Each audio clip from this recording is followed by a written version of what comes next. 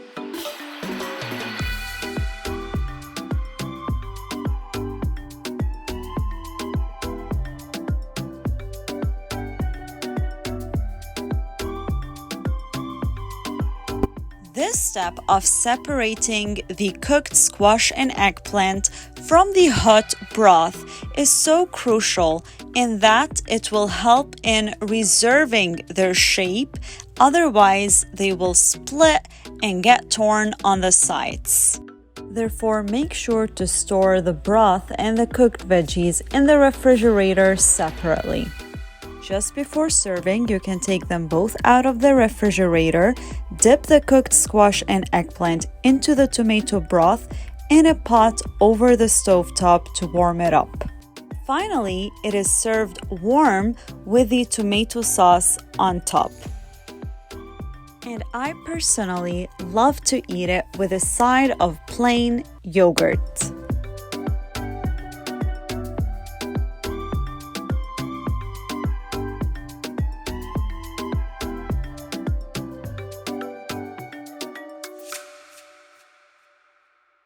Enjoy! Bon appétit! ألف صحة وعافية!